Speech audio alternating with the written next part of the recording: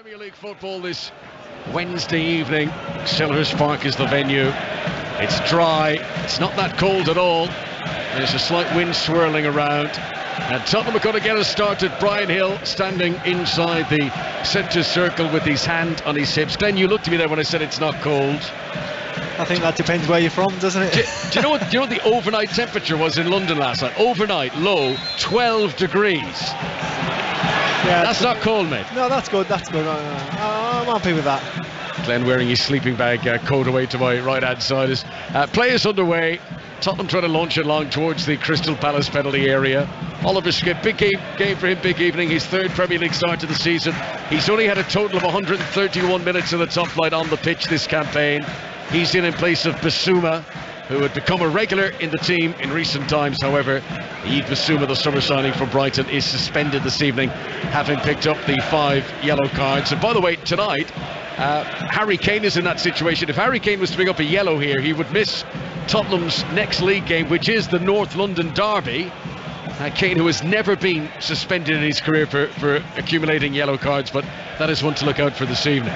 Yeah, he'll be treading on eggshells tonight. He'll be desperate to be available for that North London derby. And when you talk about Oliver Skip, this is what you wait for when you're not in the manager's first 11 or his plans, should I say. You wait for an opportunity, and he'll be trying to take that this afternoon in the middle of the park here.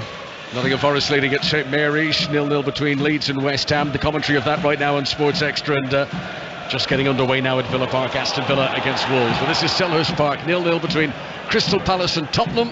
Hugo Lloris, who was in error for one of the Aston Villa goals on New Year's Day as Tottenham were beaten 2-0 at home, clears it away. He's wearing all yellow away to our left-hand side. Joel Ward has possession near the centre circle, gives it into the feet of Jeffrey Schlupp. And Palace now have Zaha available on the left wing, and he's caught by Matt Doherty. And Zaha, who's always one of the most fouled players in the league, immediately on the receiving end of a heavy challenge, free kick to Palace. Yes, it was a pointless challenge by Doherty. Zaha was going nowhere. It was just a little bit of a coming together. I think it was a warning shot just to let Wilfred Zaha know he's in for a game this evening. Tottenham playing with 3 central defenders, the 2 wing backs. It's Romero, Dyer and Longley as the back 3. Perisic and Doherty, the wing backs. Eze is the Crystal Palace player standing over this free kick, which is 10 yards inside the Tottenham half. He floats it over the top of the Tottenham defenders. Longley gets a header. Hill is easily beaten in the air by Joel Ward, and the ball is back to where it started with Eze near the halfway line. Launches it towards the edge of the box. Perisic jumps with Anderson. Ball comes back down to the deck for Michael Olise, and Palace have an attacking position on the right-hand side. 0-0 at Selhurst Park. Heavy challenge on Olise. This time from Perisic. Referee allows play to continue. Palace still have possession, and they have it with Ward on the left-hand side, just into Tottenham territory. Brian Hill, who made his first Premier League start against Aston Villa last time out, has kept his place in the team. I thought he was very weak in that defeat to Villa. He was easily robbed of possession, struggled to beat an opponent, but Skip will come over the halfway line now. He's made up 10, 20, 25 yards into Son. Low shot from Hill is blocked away by Gehi, and Tottenham get the first quarter of the game on the right-hand side. Good pace to that, Tottenham's first attack of the game. Yes, they sprung from defence to attack, and I just looked down, and Antonio Conte, he's applauding that little piece of play because it was slick, it was quick, and it ended up with a shot that I think was going to be on target. Hill didn't really get a hold of it. He looked to bend it into the far corner, but it bubbled off a Crystal Palace defender for a corner. Brian Hill looking for his first goal for Spurs. He didn't score any goals on loan with Valencia in the second half of last season either. Perisic has come over from the left. He'll take this corner. Right-hand side as Tottenham come forward. Here it comes, played in towards the back post, but it sails over everyone. Squirts out of the penalty area on the far side. Pierre-Emile Højbjerg has done well to pick it up, but his low cross is straight into Toure, and Sheikh Toure is able to clear the ball away for Crystal Palace. And if that ball out of Crystal Palace defence was a little bit better, Wilfred Zaha would have been one-on-one with Oliver Skip, and Oliver Skip will not want that for sure. A proper battle in the bottom 3, bottom against third bottom tonight at St Mary's. Southampton against Nottingham Forest. It was a 7:30 kick-off. Here's John Akers. Southampton 0, Forest 1, 10 minutes plus added time to the break. Southampton have had to make a change. Bella Kotchap has gone off injured, so Kaleta Char is on, and Aurier's just gone over the crossbar from 30 yards for Forest. Southampton 0, Forest 1. Thanks very much, John. Gehi rolls the ball back to Vicente Goita, and his clearance right-footed is up over the halfway line. Header won by Perisic, but Tottenham don't hold on to it. And Skip is in his pocket, picked by Sheikh Doucouré. Good start to the game from both teams in attack. Here's Elise, low ball into the area, just rolls in front of Ayew and carries through to Hugo Lloris. That was a chance for Palace. Yes, it was, and Ayew will be kicking himself because Elise cuts in from the right wing and he rolls a really nice weighty ball into the penalty area for the oncoming Ayew, whose touch is just way too heavy. If it was a cute touch, he would have had a shot at goal. Jordan Ayew, who has scored for Tottenham in the past, back at his Aston Villa days. He scored in the 2-0 win over Bournemouth on New Year's Eve. Here's Hill down the right-hand side for Tottenham. Son's pass is poor. Son, who is back wearing the protective face mask this evening. He began with it against Aston Villa. He took it off very early in the game and he didn't wear it through to the end, but obviously the medical staff have advised him that he needs to be wearing it again this evening, as Nathaniel Klein clears the ball up over the top, one for Ayew to chase after. Eric Dyer comes across and gets there first, and Tottenham regain possession. Dyer, who didn't play against Aston Villa on New Year's Day, he has played in all of the other Premier League matches that Tottenham have been involved in this season. Skip in the midfield, feeds Perisic on the left-hand side. He wants to give it down that left wing looking for Son, but it's cut out by Klein, and that is a throw-in to Tottenham, bang on the halfway line. Glenn Murray. Yes, and the game's just setting into a little bit of a pattern now. Each team are giving each other a bit of respect, sitting off when they've got the ball, but I think so far, Crystal Palace have probably had the lion's share of possession, but Tottenham Hotspur have possibly had the best chance. 0-0 it is. When you were a player, Glenn, or I guess in life in general, are you superstitious? Did you have little routines? Did you have days of the week you played better than others in, that sort of thing? I think I know what you're angling at here, Connor. Hang on, here comes a cross. Doherty swings it in. Kane wasn't able to get off the ground and it goes out the other side, and he's picked up by Ivan Perisic. Skip will have it now. Another ball into the penalty area, and this one is too close to Goita. What am I getting at? I read a stat earlier about Harry Kane on Wednesday nights being his worst night of the week, apparently. Is that right? I didn't hear that one. Yeah, I think I didn't hear that one. His return on Wednesdays is worse than any other day. Here's Brian Hill, swings it in, got a bit of bend and dip on it, but it's saved by Goita. Well, that's two chances now for Hill. He's got this one on target, and there was a bit of swerve in it, but the goalkeeper kept his eye on it. Yeah, second one of the evening, it was much better. He got to cut in on that cultured left foot of his, and he was looking that far corner again. I think it takes a nick off the Crystal Palace defender, but for a second there, I thought Gaeta was scrambling, but he just dipped quite comfortably into his reach. I'm just rapidly trying to look this up. He scored 9 goals from 28 games on a Wednesday. So that means he's got a better record on every other game of every other day of the week. That's fantastic for Harry Kane. Yes, that's true, yeah. Today is his 300th Premier League appearance. He has scored in 3 of his last 4. He got 2 for England to the World Cup against Senegal and France. He scored for Tottenham against Brentford on Boxing Day. 0-0 here.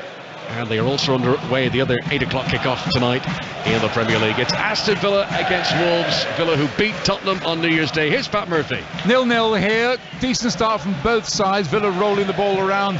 Wolves just trying to calm things down. Half chance at one end for Bailey. Sliced it wide. Then Collins, a header from 6 yards out. Not enough power on it, and Konsa cleared it fairly easily. It's Villa 0, Wolves 0. Thanks very much, Pat. Wolves, who beat Aston Villa home and away last season. And just listening to Pat's voice there, do check out BBC Sounds for the celebration of the Sports Report anniversary. Pat featured heavily in that programme with Mark Chapman. That's very much worth listening out for if you're a bit of a radio anorak, as so many of us are. Goita here has possession near the penalty spot, the penalty area he's defending, away to our right-hand side. He bowls it out low to Joachim Andersen, who played for Denmark at the World Cup. Gehi plays a little 1-2 with Jeffrey Schlupp. Tottenham are trying to deploy a high press here, but Palace work through it. Ward up towards Eze into the Tottenham half, and immediately Romero, the World Cup winner, is lunging in to win the ball back for Spurs. Højbjerg will just touch it backwards to Clement Longley, and now Eric Dyer has possession and rolls it into the centre circle for Højbjerg. Keeps it moving quickly. Son is allowed to turn. Doucouré is trying to keep up with it. Support outside from Ivan Perisic, has a look up. Doherty screaming for it on the near side, and Perisic spots him, but Wilfried Zaha can't fluttering back, makes a very good interception and clears the ball away. That's a great work rate from Wilfried Zaha. Yes, it was, because Matt Doherty looked like he'd got a little bit of space in the Crystal Palace box, and I think Perisic just waited too long to get the ball out to him and gave Wilfried Zaha that little bit of time needed to recover into a very helpful position for his defenders. I'm not sure Harry Kane has touched the ball yet in the match. I was at the Villa game, and it took 20 minutes for Harry Kane to get his first touch. I mean, there's no doubt if Tottenham don't get Kane involved in the game, they're never going to be as strong.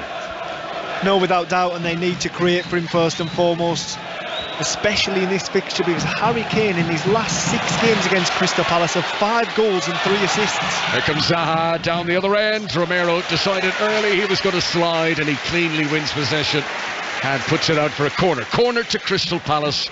Left-hand side of the pitch as they've come forward, and Romero is slow to get back up to his feet. He's okay, he does stand up, but I think I mentioned the sort of very obvious slide he makes there. I think he got caught on the grass when he got to his knees stage. He kind of dug into the grass and it held him up rather than slickly slid across it. He might have just slightly hurt himself there, but he's okay. Corner to be taken by Elise. Left-hand side, it's his 8th Premier League start in a row. Best run of Premier League starts of his career for Michael Elise. That's a good delivery in as well, but Perisic, who's good in the air, rises, and actually Dyer got the last touch to head it away. Tottenham and everyone back defending, so Klein has time and space in the centre circle, and he can roll it back to the goalkeeper. Straight back to Villa Park, because, Pat Murphy, Wolves are 1 up through Daniel Podence. My word, he did well, Podence. He created it himself. He burst through couple of poor tackles from the Villa defenders. Then with his left foot, as he was slightly off balance, smashed it past Martinez's right hand. A really fine goal. Well done, Podence. Good close control. Good finish. Villa 0, Wolves 1. Thanks, Pat. Here at Selhurst Park, 0-0 between Crystal Palace and Tottenham. Brian Hill's been brushed off the ball. That was the sort of thing that happened a lot on his first Premier League start for the club last time out against Villa. There's a foul then that goes in on Schlupp, and that is going to be a free kick foul committed by Hojbjerg just inside the Crystal Palace half. There's a match of the day tonight, 20-11 on BBC One. You'll see all the goals and highlights from this evening games and yesterday's games as well. It's BBC One at 10:40. Son has won the ball on the left wing, gives it into Harry Kane. His pass is blocked by Gehi. Might fall for Skip here. Good determination from Skip to get into the penalty area. Doherty to the byline right hand side, pulls it in, just too high for Hill. Son will scurry out and keep it in play on the left wing. Tottenham remain in the attack. Perisic inside the penalty area, tries to go around to Toure, does well, delivers it across. Kane can't get there. Hojbjerg is following up, and it's Harum Scarum as Crystal Palace get it out for a corner. And we go for an update to Elland Road. Leeds against West Ham, and Naz Premji. Leeds United 1, West Ham United 0. Lovely bit of play between Crescencio Somerville and Wilfred Gnonto. Lovely 1-2, and Gnonto with a lovely finish into the bottom corner. It's his first for the club. He is loving it, as are this crowd. Leeds 1, West Ham 0. West Ham, who have become one of the Premier League's crisis clubs, 5 straight league defeats coming into tonight, and they trail away at Elland Road. Corner's been taken short by Tottenham. Great footwork from Son to get to the byline, but then he runs out of pitch. He had a succession of little step overs. It was Ginger Rogers and Fred Astaire stuff from Son there for a moment, but he ran out of pitch. Yes, he did, and I can't help but feel that battle turned a little bit personal there, because the man that fronted him up, Wilfried Zaha, wasn't it? The 2 most skillful players on the pitch, and I feel as though Son was desperate to go past him. Wilfried stood his ground, and again does his defensive responsibilities for Crystal Palace. 23 league goals last season for Son Heung-min, just 3 this time round in the top flight, and they all came in just 1 match. He got that hat-trick against Leicester. I was there in September, the 6-2 game. But remarkable to think that Son Heung-min has only scored in 1 Premier League game this season. As Perisic to the far side, gives it back to Longley, back into Dyer. Good pressure from Palace, forces Tottenham back. 0-0 here. Romero receives it off Hugo Lloris. 2 players who came up against each other in the World Cup final in Doha. This is now Eric Dyer giving it back to Romero again on the right hand side. Romero, who had been out of the team, he'd missed the 4 games before the World Cup with a calf injury, so Tottenham fans haven't seen much of him. Here is Kane hustling for it near the halfway line, surrounded by Ayew and Gehi, and eventually wins a free kick for his troubles. Free kick to Tottenham on the halfway line. And Kane's influence is just growing into the game. Just before we had to pass over to the other game, he got the ball and he had a positive influence around the Crystal Palace box again. We see him drop deep. It's a brilliant ball through. Trying to pick out Perisic, who'd made a very good run. Tottenham trying to get in behind the Crystal Palace defence. And now Doherty to the byline on the right hand side. Poor delivery, very poor from Doherty. By his standards, it's just a trickle in, and Anderson can comfortably clear the ball away. Crystal Palace 0, Tottenham 0. Yes, and this has turned into a little bit of a battle just down here in front of us, isn't it, Connor? And it's a battle that I didn't see coming. Matt Doherty against Joel Ward. They're going head to head with the Crystal Palace left back and the Tottenham Hotspur right wing back. They seem to be matched up, and it looks like it's turned into quite a little battle. And tomorrow night we've got a big one for you on 5 Live. Full commentary of Chelsea against Manchester City. All the build-up from 7 o'clock, 8 o'clock kick-off tomorrow. Chelsea against Manchester City from Stamford Bridge. And this coming weekend, one of my favourite weekends of the year, FA Cup 3rd round. And we'll be all over it across 5 Live and BBC Sport. All the usual thrills and spills. As Brian Hill gives the pass to Doherty, just took an extra touch to control it, and he sends Tottenham back into their own half. Again, it's not been much better from Spurs than it was in that defeat to Aston Villa, but can they inspire things here? This sums it up. Kane's pass drills off his own teammate Hojbjerg, crossed wires for Tottenham. Kane gets it again near the centre circle, chips it out to the near side, controlled by Doherty. Support behind from Christian Romero. 0-0 on 5 Live and BBC Sounds at Sellers Park as Brian Hill gives away possession. Zaha gets it back again and uses all his experience there. Zaha knew exactly what he was doing, put the brakes on, waited for Hill to collide into the back of him, and wins the free kick for Crystal Palace left full back position. Yes, you're right. Wilfred used all his years in the Premier League. He knew the young pretender was coming to have a little nibble at him, and he just stood his ground, took the contact and bought his side. Very much deserved free kick. So elsewhere this evening, Nottingham Forest leading Southampton by a 1-0. Daniel Podence has scored in 2 away games in a row, also scored at Everton. He scored at Villa Park tonight, and Nonto has got his first goal for Leeds, the player who signed in September. Guaita's clearance, right footed up over the halfway line, comfortably won in the air by Christian Romero. Tottenham get it back down on the deck with Hojbjerg 10 yards inside his own half. Skip retreats again. This conservative attitude from Tottenham. They're slow to play it forward. They look for the safe pass. Kane has it here, surrounded by players, and Doucouré slides in and wins it back very efficiently for Crystal Palace. I like him, Cheick Doucouré. Yes, summer signing from Lens. He's been very good, hasn't he? He's settled into that Crystal Palace centre of midfield very well. He dictates play, and he's not shy of a challenger too. Most interceptions from Crystal Palace in the Premier League this season for Cheick Doucouré, and he's young as well. He only turns 23 this month. Anderson has possession, Palace's number 16. He's gone long down the left wing, looking for Wilfred Zaha. One in the air by Doherty, and then Romero in a tangle with Eze. Ball goes out of play. Tottenham wanted the throw, but it'll be the other way. It's a Crystal Palace throw on the left-hand side. Right, they started at 7:30 at St Mary's, so John Akers has reached half-time. Southampton against Nottingham Forest. John. Pretty toxic here, Connor. Southampton 0, Forest 1, only their second away goal of the season. A great break down the right. Brennan Johnson squared it to Awoniyi. He didn't square it on New Year's Day, and they paid for it against Chelsea. He made the right decision today, and Forest are 1-0 up, but the chorus of boos at half-time were deafening. This would be Forest's 6th league defeat in a row. It's Southampton 0, Forest 1.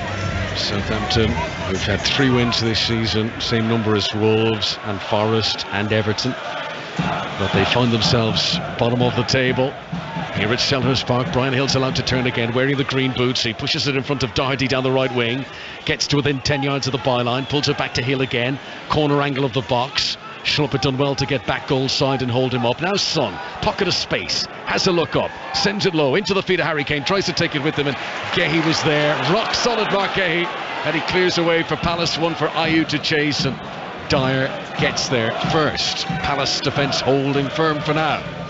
And I feel, looking at that little piece of play by Son there on the edge of the area, he had the ball at his feet and he looked up into the box. I feel as though last season he would have put that in and he would have knew where Harry Kane was. this year there's just that element of doubt in his mind. What's your view on it, Glenn? Are they tired? Have the horses been whipped too much? I tend to feel that, yeah. I mean, there's no questioning this Tottenham Hotspur's ability, their players' ability. They're either not playing for the manager or they're just tired, and I think it is the second one of those two reasons. I feel as though they're just a little bit jaded. They had a lot of players at the World Cup, and I think we've seen that. There's just a lack of forward momentum, like you used the word earlier, conservative, and that's exactly what they are. I can see here they've got 6 along the front line there with no forward movement going backwards, but none going forwards. Yeah, no one's dropping a shoulder, no one's trying to take on an opponent. Let's see what Longley can do here, coming over the halfway line, gives it short to Son, midway inside the Palace half. Decore's in front of him. He supplied Perisic on the left hand side, and then a retreating ball back towards Højbjerg, who attempts a crossfield one, taken on the chest by Doherty, but Ward nearly gets it back off him. It falls for Hill. Tottenham hold on to possession, 10 yards from the byline on the right hand side. Hill runs into Zaha, and Spurs will do well not to lose it here. They do. Out of play. Hill left on his backside, throw into Crystal Palace. Yes, Hill needs to be better. He's picking up some really good pockets of space, picking the wrong pass, and for me he just needs to keep it simple. He's got Harry Kane in the box, get it out of his feet and cross the ball, service the big man. Tottenham have lost 4 of their last 7 Premier League games. Doherty wins a header here. Schlupp lunges and can't get a touch. There's appeals that Son had handled it. The referee was behind him. Says play on for now. Schlupp and Son in another tangle. Højbjerg will head it forward, but there's no one there for Spurs, and it's easily mopped up by Joel Ward. 0-0. Højbjerg met that ball in midfield. He headed it forward past Hill, Kane and Son, and ran onto it himself, and that just proves my point that there's no forward runners. Here comes Decore for Crystal Palace. That's the voice of Glenn Murray watching this game with us here. Good atmosphere at Selhurst Park this evening, as Olise has possession on the right hand side. Klein provided a decoy, good ball into the middle. Zaha couldn't get off the ground, and Doherty sticking to him like glue. Lovely delivery from Olise, not bad at all from Crystal Palace. Yes, Crystal Palace, I want to see more of that young man on the right hand side. Olise cuts back on that left foot and he whips a brilliant ball right into the heart of the Tottenham area.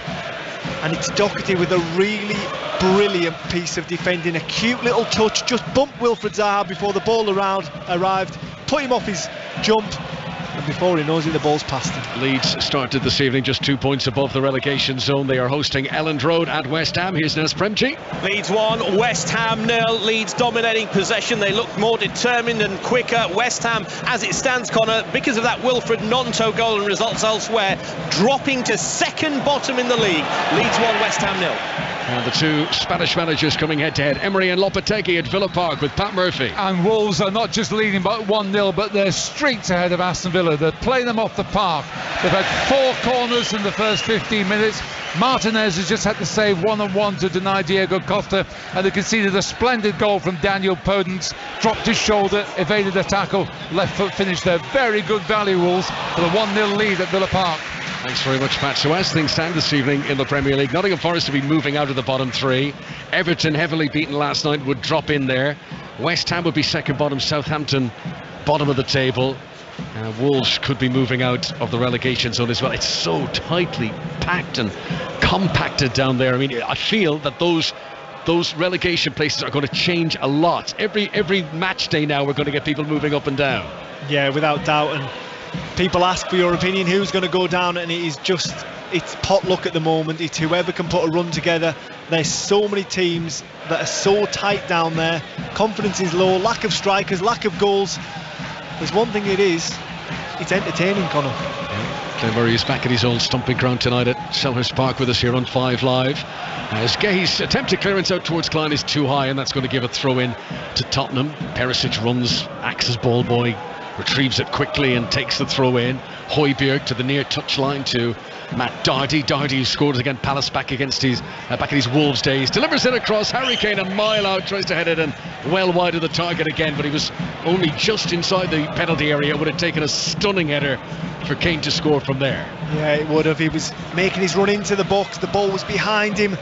Matt Doherty's got to do better. He's got time. He can see the picture. He's got to put that ball in front of Harry Kane for him to attack. Harry Kane has to put the brakes on. and heads it from 16, 17 yards out. Almost the impossible header. 5 goals in his last 5 games against Crystal Palace for Harry Kane. He's got 8 goals against them overall in his career. As Lloris comes out and slices his clearance out into the crowd. Yes, it wasn't a very confident clearance, that was it, Connie? It came out, it was right on the edge of his area. I think he was in 2 minds whether to pick it up.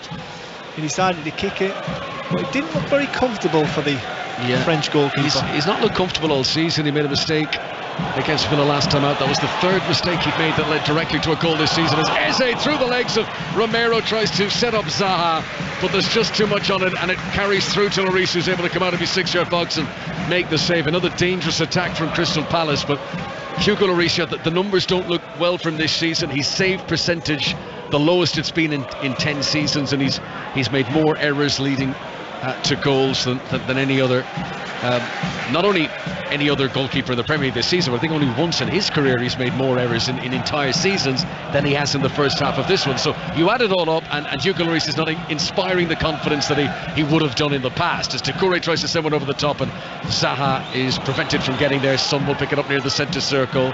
Maybe a chance for Hill to come forward, runs into Jeffrey Schlupp. Schlupp is deemed to have held him back, which I think he did, and that's a free kick to Tottenham on the halfway line. No, I think when you talk about the errors there and Lloris, Spurs have made 5 errors leading to goals. That's 2 more than any other team in the Premier League, and unfortunate for them, Hugo Lloris has made 3 of them. So not been a great season for the Frenchman, even though he did reach a World Cup final, Connor. So it's not been too bad, but in the Tottenham shirt it's not been brilliant. Well, he's got to go down as one of the all-time greats. World Cup winning captain 2018, 145 caps for France, but just there's a few of them in this. As Zaha breaks into the penalty area, left-hand side, back to Ayew, shoots, save by Lloris. That was like the Hugo Lloris of old. He's great, but it wasn't tucked to the corner. It was central, but he still had to dive to his right to make the save.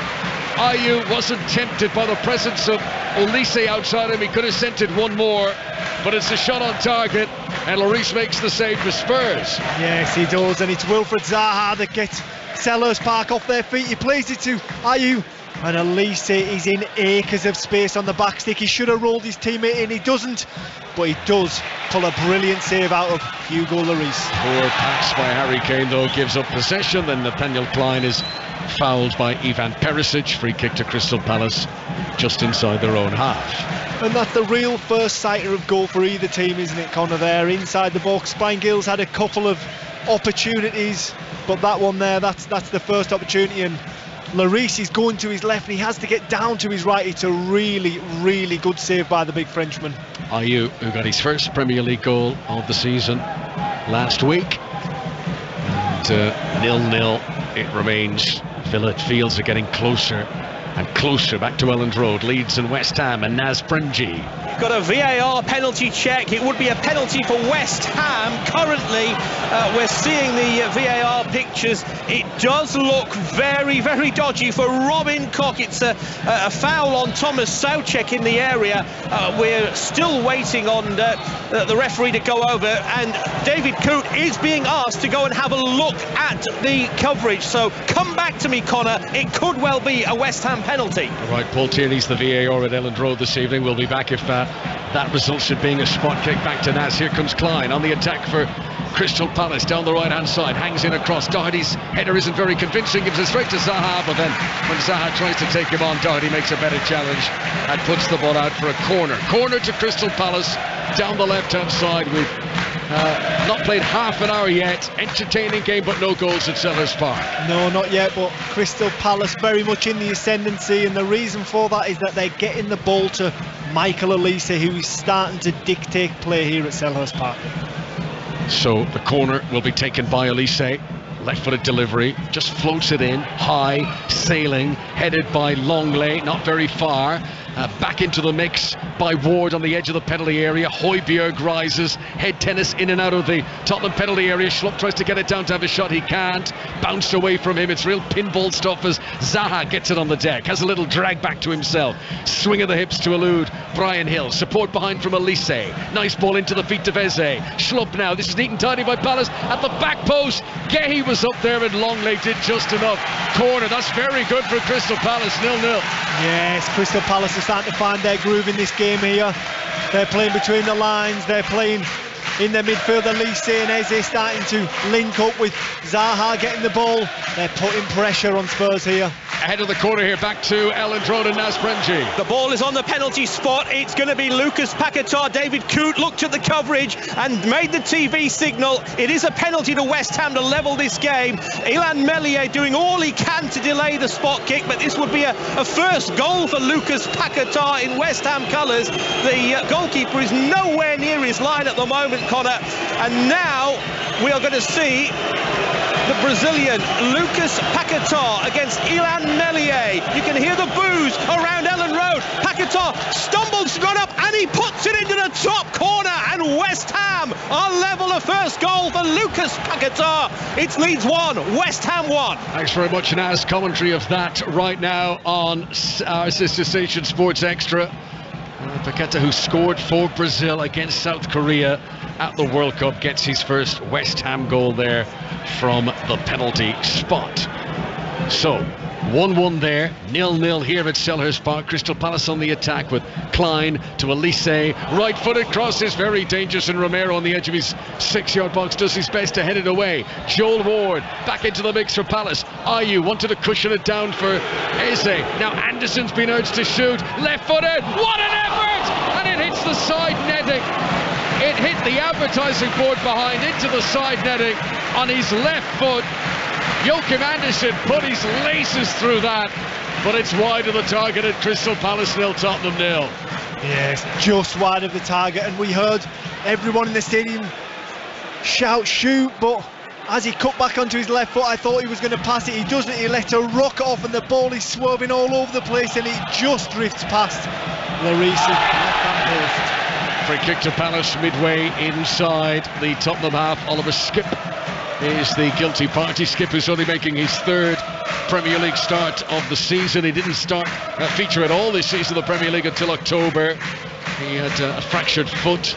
He's in place of Basuma, who's suspended tonight, and he has given away a free kick which, well, given where Anderson struck a moment ago, might barely be within shooting range, but you'd imagine that Elise will want to dink this in and try to create something for one of his teammates. Yes, it looks like that. Eze and Elise deep in conversation about what they're going to do. There's not been a yellow card in the game. 32 minutes played. Elise gives a little dink, clever ball into the box. Turning was Eze, tried to swivel and shoot in one motion. Perisic was there to block him, and then a header away by Eric Dyer as Tottenham tried to clear their lines. But increasingly, Palace are putting the Tottenham penalty area under siege. Olise down the right-hand side, runs into Højbjerg. He'll touch it to Longley, and from inside the penalty area, left-footed, Clement Longley clears it away up towards Harry Kane, who can't make it stick. He's giving it away cheaply. Olise, shooting position, dummies with his left, shoots, takes a deflection.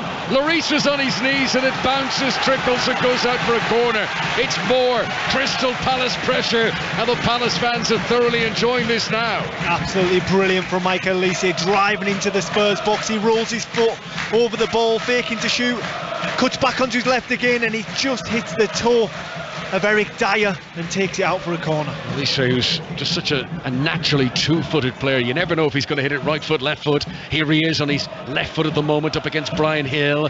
Does a little dance, Hill lunges, and Olise skips past him, made him look easy. This is Eze, shoots from the edge of the penalty area, too many bodies in the way. Olise with another delicate touch, feeds Zaha on the left wing. He bursts in field of Skipp. Oh, he sent Skipp to the cleaners. More dancing from Zaha, takes too long, allows Skipp to recover. Tottenham still haven't fully cleared their lines, and Patrick Vieira's one concern here is going to be, are Crystal Palace going to benefit from this purple patch they're enjoying at the moment? 0-0. Yes, their flair players have stepped up to the plate now. They're starting to enjoy this game. Wilfried Zaha, Elise, Eze all getting on the ball. They're starting to create. The one thing they're lacking is somebody in the middle of the box with some aerial ability, some stature, because some of the balls going into that Tottenham box are absolutely beautiful. That's a come and get me if I ever heard it. You're saying that they need a Glenn Murray is basically what you're saying. I'm saying wheel me in. Crystal Palace 0, Tottenham 0. Patrick Vieira looking on down below us. Vieira, who of course had many battles with Tottenham as a player. He played in 17 North London derbies, Patrick Vieira, and he only ever lost one of them, which is a remarkable record and one that Arsenal fans to this day are very proud of. Queta clears it away for Palace. Up over the halfway line, bounces close to Eze, but he can't control it, and Tottenham will get it back. Sounds like it's been a very entertaining first half at Elland Road. They have reached the break now. Naz Premji. They have. Leeds 1, West Ham 1. A night of first. Wilfred Gnonto for Leeds with the first goal after a great 1-2 with Crescencio Somerville into the left-hand side and into the top corner. And then after a VAR check, Robin Koch had fouled Thomas Souček in the box. David Coote had a look, made the TV sign, gave the penalty, and Lucas Paquetá dispatched the penalty for his first goal for the Hammers. It's Leeds 1, West Ham 1. Thanks very much, Naz. All the goals, all the highlights from tonight, last night's games too, and Liverpool's game at Brentford on Monday. You can catch it all tonight.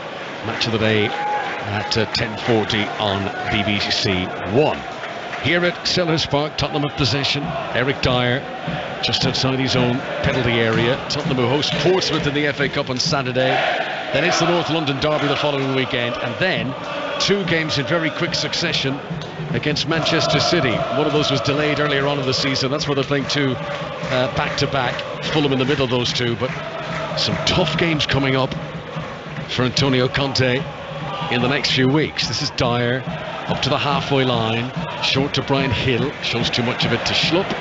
He's not holding on to the ball, the young Spaniard, as Eze comes away with it. That was definitely a foul, a pull of the shirt by Skipper. The referee has indicated that he's allowing play to continue. Zaha into the area. Eze gets a touch off Romero and out for another corner. Crystal Palace corner on the left, 0-0.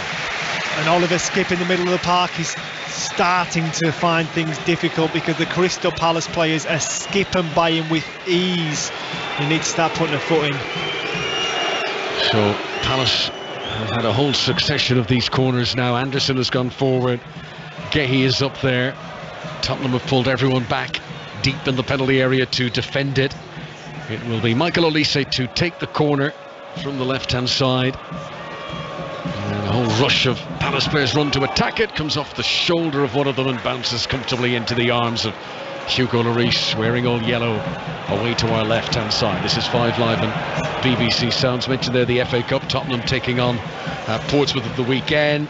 Palace have an old Premier League affair. They host Southampton here in the Cup over the weekend. We've got a load of FA Cup commentaries over the weekend. On Saturday we'll bring you Gillingham against Leicester City. That's the 12:30 game. Then at 3 o'clock our choice is Blackpool against Nottingham Forest. Here comes Son on the attack for Tottenham, and if anything sums up Tottenham's current predicament, it's that attempt of a cross from Son. It's dreadful. He's launched it into the crowd. Absolutely no threat at all. Doesn't that just sum up how Tottenham have been playing? Yes, it does indeed. And Son, I thought his quality was going to shine through there. He's on the edge of the 18-yard box. He could have shot. He's looking to pass it, but he launches it high and wide into the Crystal Palace fans and stops, looks at the ground and droops his shoulders. Disappointing night so far for Heung-min Son. Right, 2 teams down the wrong end of the table. Southampton against Nottingham Forest. Back underway for the second half at St Mary's. John Akers. Yeah, Southampton staring down the barrel of a 6th league defeat in a row, which would equal their worst run in their history. Southampton 0, Forest 1. Iwanyi with the goal in the first half, and he's just put one over the bar after a mistake from Kaleta Char, who just gave it to him 25 yards out. Maybe should have done better. And then Kaleta Char with a header over from a corner from Southampton. We've had 5 minutes of the second half. Southampton 0, Forest 1. Southampton, who have the worst home record in the Premier League this season. Anderson has possession near the halfway line for Crystal Palace. Palace playing right to left as we look down in there. Red and blue vertical stripes. Tottenham with the white shirts and white socks and the navy shorts, playing from left to right. Schlupp with a header. Good distance on it too, up towards Zaha. Zaha allows it to run for Eze to break into the penalty area. Skip is back there, makes the challenge. Referee was right beside it. No penalty. Eze slowly gets back to his feet. Skip must have been worried for a moment, but the referee was right beside that as Cheick Doucouré refuses Højbjerg's attempt of a nutmeg, and Doucouré comes away with possession over the halfway line. He's got Olise to his right hand side. He's still going here, bearing down to the Tottenham penalty area. Now some support. Zaha, left hand side of the box. Hill gets back, better from Brian Hill to make the challenge. But Tottenham can't hold on to possession, they can't retain it. And Palace come again. This is Schlupp. 15 yards inside Tottenham territory, and Spurs are being forced to play deeper and deeper, Glenn Murray. Yes, they are, and it's through Palace's good play, but they need to make amends while they're on top of this game, because if they don't, the quality of this Spurs side will punish you. They do look laboured so far, but we've seen that in a number of games so far this season. Slow starters usually finish well. We have played 40 minutes now. There's 5 minutes to go to the break. Tottenham have had one shot on target. That was in the 8th minute by Brian Hill, which sums up the difficulties that Antonio Conte's team are facing here away from home. And Romero's the latest to feel under pressure. He has fouled Ayew inside the centre circle. That's going to be a free kick to Palace. And the referee wants to have a word with Ayew. Now, Ayew was complaining. He got the free kick, but I think he was asking for a card, maybe waving an imaginary one. And the referee, who's Michael Oliver, has just said, well, look, come over here, let's have a chat. Didn't like the tone that Ayew was using against him there. No, I'm not sure it was a card he was waving. I think he was counting numbers. I think Romero's made quite a number of challenges around the field, and he's chastising to Michael Oliver, pointing at different positions of the pitch where these altercations have happened, and I think a little bit of frustration there from Ayew. Free kick has been taken short. Crystal Palace have it on the halfway line. Still 0-0 here. It's been an entertaining game so far. Son picks up a loose ball for Tottenham, tries to flick it into Harry Kane. Kane back to Perisic on the halfway line. That's not a good ball from Perisic. There's been too many of those tonight. Hospital pass for Skip, really. Skip it to lunge, and in fact it's the opponent who's come out the worst of it. Palace play on. Zaha into the penalty area, left hand side. Was he pushed by Romero? Referee says no. Zaha went down in a crumpled heap, but there didn't seem to be a huge collision. Romero's now having a little afters with it. Zaha gives him a pat on the back. I think he knows that he wasn't fouled there. And Ayew is still down on the ground. The referee that's good refereeing from Michael Oliver. He's waited for the ball to go dead. He's come back and he's now shown a yellow card to Oliver Skip for that foul on Ayew on the halfway line. And a little pause in the game, Connor, because the last 10 minutes has been frantic, hasn't it? It's been all Crystal Palace knocking on the door, but not quite able to break this Tottenham defence down. And I suppose the one question I want to ask you, it's quite obvious that Spurs haven't played well so far in this fixture, but is it a positive that they're not behind? I mean, if that is how bad things are for Tottenham, but you're right. I mean, in the last 7 games, they've gone behind. 10 in all competitions. 10 in all, 7 Premier League games, they've gone behind. So, as we edge towards half-time, they're on level terms. Is this a positive for Spurs? The only problem, so I was at Tottenham Stadium on New Year's Day, and around this time of the game, I said the exact same thing you've said there. Well, at least they're not behind. They then very much soon went behind to the start of the second period. So, I mean, I think until they take the lead themselves, they'll be worried about this continually conceding the opening goal. Well, I have given the kiss of death to Che Adams already this evening, so that might be the second. Anyone else you want to dig out? Well, let me just have a little look through my black book here. 0-0, 5 Live at BBC Sound tonight with Glenn Murray at Selhurst Park. Tottenham struggling to move through the gears, struggling to put in a performance worthy of the quality of player that they have in their team. And Crystal Palace, who started this evening 11th in the table, if they were to win, they'd go level with Chelsea, who play Manchester City tomorrow. But I think Patrick Vieira will be the more pleased of the two coaches, albeit with that proviso that he'll be thinking, I wonder if we're going to regret not scoring with these multiple chances we've had in the first half. Another pass goes astray. I'll be fascinated to see the pass completion rate from Tottenham. So many have gone awry in this first half. Romero, that's on the guilty part. Yeah, it's looking for a Son run, but absolutely nowhere near, and it skips through to Gaeta relatively easily. Just off the mark so far, Spurs just not found their groove, not finding the passes, look laboured most of the time. Very, very unlike the opposition in Crystal Palace, who look good. Scoreless at Selhurst. Harry Kane passes to Doherty up from right wing back. Again, the cross doesn't have enough elevation. Gehi's clearance is straight to Kane. Kane tries to shoot and blocked by Doucouré. Doucouré got right in his face there and blocks that shot before it had barely left the boot of Harry Kane. So far this season, Crystal Palace have beaten every non-London team that has come here to Selhurst Park. but they have yet to win against a fellow team from the capital here. This is the 5th time the Patrick Vieira's side have hosted a fellow London team, and they've not won any of those home derbies yet. 0-0 for now. Brian Hill's offside. Flag goes up. Stuart Burt, the assistant down below us. Brian Hill offside. Yeah, it's a very easy decision from the linesman there. Brian Hill should do better. He can see the ball, he can see along the line, but unfortunately he just strays the wrong side of that line. It's not the biggest stadium in the Premier League, 25,000 or thereabout capacity at Selhurst Park, but there's always a loud atmosphere, always a great atmosphere. I think here. We can see about 3,000 of those people in here, can we, Conor, with our view? Yes, we've got this spider's web of the rafters of the old stand covering, and it's like looking, I always think it's like looking through an envelope, a letterbox. You know, you can just sort of see the pitch, but you can't see anything above or below it. No, I mean, if the ball on the opposite side of the pitch for us, if the ball goes any higher than 15 foot, we cannot see it. We're not missing any of the action here. Delay in play. Christian Romero is down, and Tottenham are deciding whether they're going to bring on the medical staff and whether he needs any assistance. There's going to be 1 minute added on after stoppages in a first half that has flowed. I mean, I know there's been a yellow card shown to Oliver Skip there, but in the main, it's just been competitive and fast this evening at Selhurst Park. I think for one side, Conor, I don't think Spurs have really been fast or relatively competitive, have they? Fair, yeah. I've got a question for you though. Go on. While we've got a little lull in the game. Right. Palace are without a win in 12 Premier League home matches played on a Wednesday night. The last time they won a Premier League game at Selhurst at home on a Wednesday was what year and against who? The scoreline was 1-0. I'll let you ponder that one. You let me ponder that one. Okay, Wednesday nights, right. I've been told that commentators know all about football from every era. All right, I'm going to say it was 1993. I'm reading it. I saw it too. 1993. I could tell with the confidence you applied that. Yes. No rhyme or reason to it, but Wednesdays don't suit Palace for some reason in the top flight as the ball goes out of play on the far side. We're back underway. Romero's okay, still sort of rubbing his face, nose area, but he's all right to continue. We're into that final minute of in fact we've played more than a minute now, so whistle coming for the break at any moment. We'll get updates from the other 3 games that have been played in the Premier League this evening, but there it is, half-time at Selhurst Park. Brian Hill with the only attempt on target for Tottenham.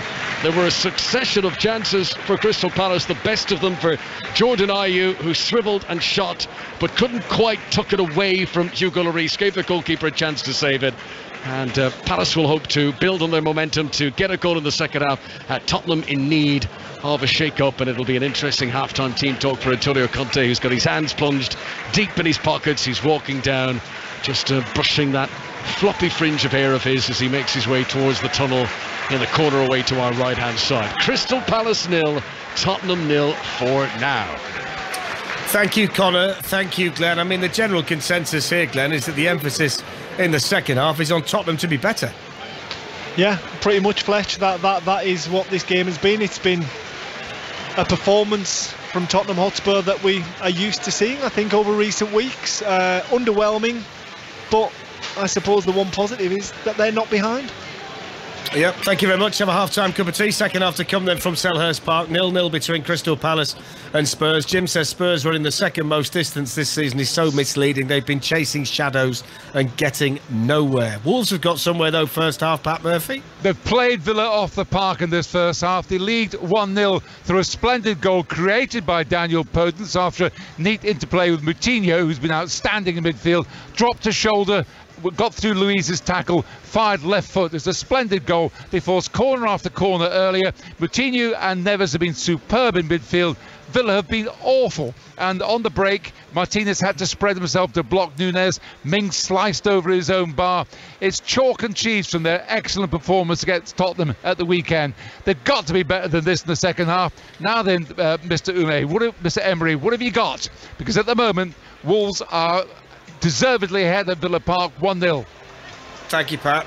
Rob says, here we go again. Villa are certainly consistent in their inconsistency. Great win against Spurs, only to then look second best to a team in the bottom 3. Doesn't matter who's in charge. It's been that way for years, probably since the days of Martin O'Neill. John Akers, has there been a second half reaction from Southampton? A little bit. A tiny one. Southampton 0, Forest 1. We've had an hour here at St Mary's and Forest still lead by that goal from Awoniyi in the first half. They've looked really good on the break of Forest. They've just brought Jack Cole back on and Mangala's gone off for Forest. Mara's just had a header wide. It never really would have troubled Dean Henderson for Southampton, but they've had a few set pieces but nothing really to test Henderson yet. The idea of them scoring 2 goals, they haven't scored 2 goals for the last 12 matches, Southampton, so if they're going to win this, they've got to buck a trend. Southampton 0, Forest 1. Thank you, John. They're back underway at Ellen Road as well. We'll check in with Naz in a few minutes' time. There's commentary on 5 Sports section with Vicky and Michael Brown if you'd like to listen to that match. You'll also hear from Kevin Sinfield, the new forwards coach in the England Rugby Union setup. That's all on the other side of the BBC News with Jill Mackenzie. Listen on BBC Sounds. This is BBC Radio 5 Live. Thank you. Good evening. The Prime Minister set out how he intends to build a better future for the UK as the country deals with strikes and pressure on the NHS. Rishi Sunak made 5 promises to halve inflation, grow the economy, reduce national debt, cut NHS waiting lists and stop small boats bringing migrants across the Channel.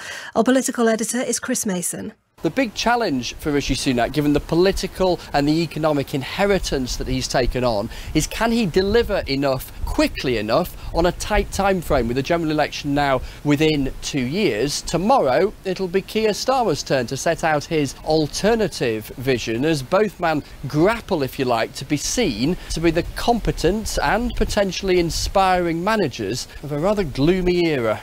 The World Health Organization says it's concerned about the risk to life in China because of the surging COVID infections there. The WHO wants Beijing to provide more reliable data on hospitalizations and deaths. Britain's most senior cleric at the Vatican says Pope Benedict was still a powerful presence there despite his retirement. Archbishop Paul Gallagher was speaking to the BBC ahead of the former Pope's funeral tomorrow. It does have an effect. There's a presence there which is undeniable. I don't think it's obstructed Pope Francis in any way. He's done and said and decided what he wanted to do. But it's a powerful presence of your predecessor. I think most of us have been in the situations where there's a bit of a shadow from our predecessor. Members of the US House of Representatives still haven't been able to elect a new speaker. The Republican leader, Kevin McCarthy, has failed to secure a majority after an unprecedented 5 votes. His party has control of the House, but he's being blocked by hardline Conservatives.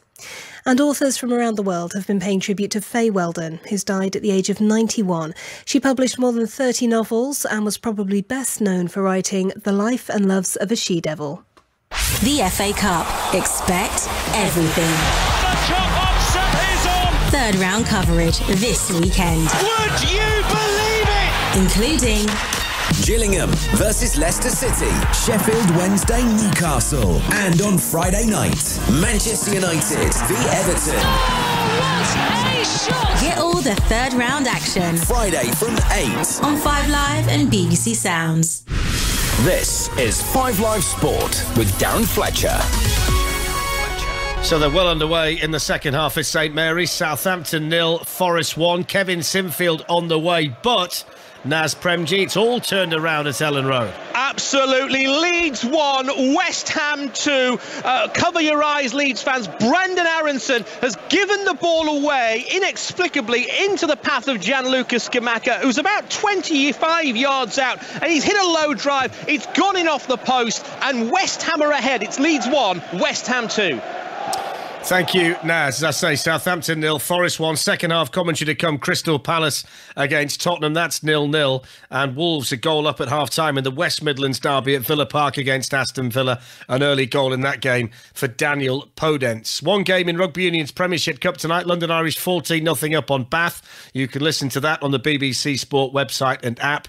And there's a great interview this week on the Rugby Union Weekly podcast on BBC Sounds. Kevin Sinfield, one of England's new coaches under Steve Borthwick, has been telling Chris Jones about the relationship the two of them built at Leicester Tigers. To work for your national team at anything is incredible, but with the opportunities that are available in 2023, it was just a great opportunity. He is an incredible guy. the bit you probably don't see is how much he cares about people. That's what really drew me in, and those other bits, the diligence, how hard working he is. I think people already know that. Those connections and relationships are really important to me.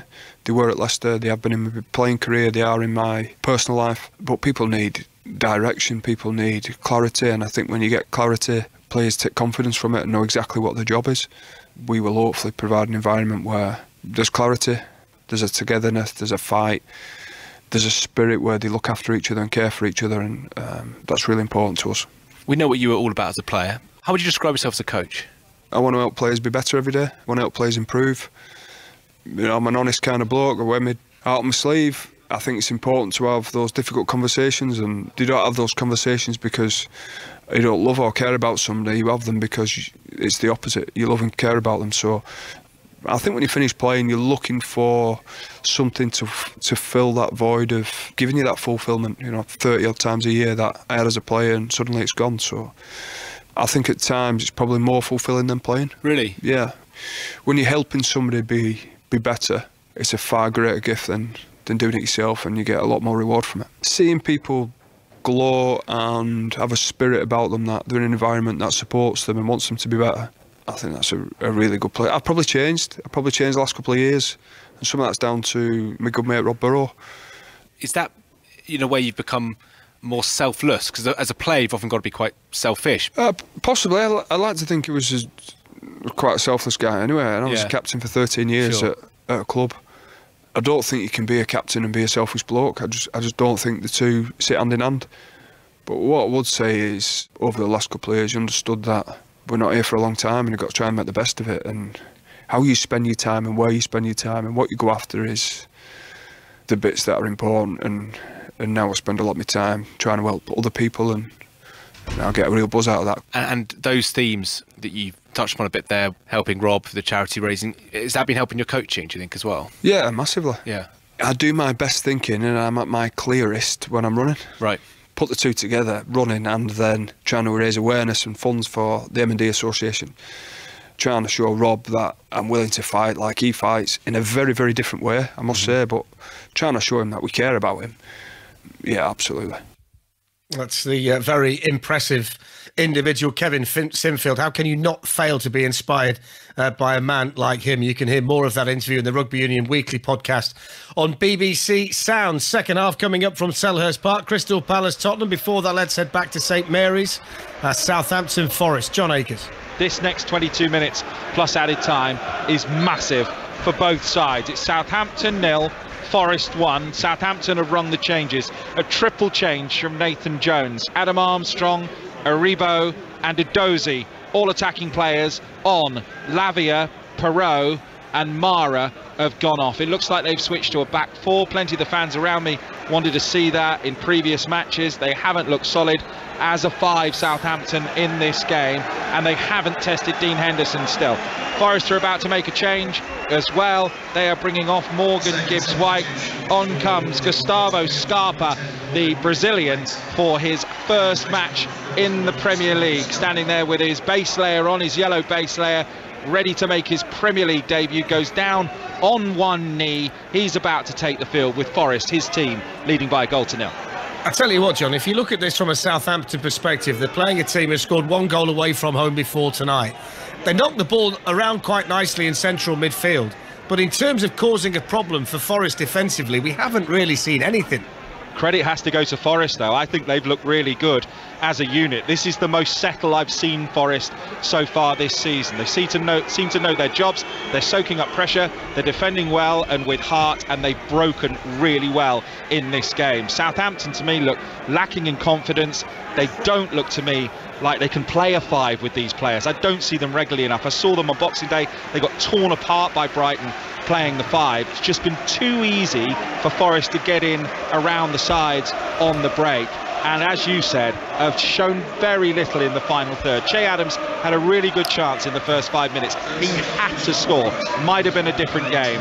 it's another sub for the away side. Sam Surridge is on as well for Forest. Yeah, Taiwo Awoniyi going off, and of course he scored a goal tonight. There's a statistic doing the rounds tonight that he's now got more Premier League goals than Heung-min Son, so you can find a bargain, I suppose. Yeah, you can. Took his goal really well, didn't he? I mean, it's a really nice finish, and you've got to give credit to Brennan Johnson. Should have squared it on New Year's Day and didn't. Made the right decision tonight by squaring it. And a really nice finish on the break. But he looks great, doesn't he, in that left side position, going down the left hand side for Forest. Looks strong, quick, confident, and he's had Walker Peters on toast tonight down the left hand side. But let's see what Edozie can do for Southampton. I've been impressed with him after he made his debut on Boxing Day. He's quick, he's hungry, from Manchester City, only a youngster. It's a very young team, this Southampton. Forest, thanks John. Thanks, John. So 1-0 to Forest. The Awoniyi goal, he's gone off. Gustavo Scarpa's on to make his debut, the Brazilian who can do the Rubik's Cube in 34 seconds. Anybody talented like that at Ellen Road? Naz, anybody can do the Rubik's Cube in 34 seconds there? My son can do it in 1 minute 49. That is very impressive. That is very impressive. Tell him well done from me. Yeah, Leeds 1, West Ham 2. By the way, West Ham have been a different side in the second half. Pablo Fornals nearly made it 3-1. There's a spring in their step. They look a lot more confident. Whatever David Moyes has said has worked at the break. Leeds 1, West Ham 2. Yeah, Mikhail, 1 minute 49, Darren. Brilliant. Mikhail, well done. That's fantastic. Not quite as quick as Gustavo Scarpa, but he's got a few years to get to that level. Let's head back to Selhurst Park then. Crystal Palace against Tottenham Hotspur. Glenn Murray and Conor McNamara, your commentary team. Fair to say that Palace were the better team in the first half. Conor, the emphasis now on Tottenham to step it up. Yeah, Antonio Conte was the first man out of the tunnel, which you rarely see. You know, we often have this thing where a team gets sent out early, and Tottenham are out ahead of Palace here, all right. But interesting that Conte was the first out. I wonder if there might have been a little storm out of the dressing room. He's got to try and fire up something, because this has been a subpar return to action from the World Cup for Tottenham. I'll tell you what wasn't subpar. You speak of 34 seconds, Darren. Glenn Murray has put 2 pies away here, and I'll tell you, your man with the Rubik's Cube wouldn't stand a chance. They've just been wolfed. Fletch, do you know what? I didn't have Conor down for this, but that's a pure lie. I had one, and I brought the team a couple of pies as well. Unlike him, who brought himself a cup of tea and a very selfish small pie. I saw the man with pies in his hand, and now they're gone. That's all I know, Fletch. That's all I know. All I'll say is I like a bit of needle between the commentary team heading into a second half. This should be a good listen. Thanks, Fletch. Right, Palace are out now as well. Doesn't look like there's going to be any changes in personnel over the break.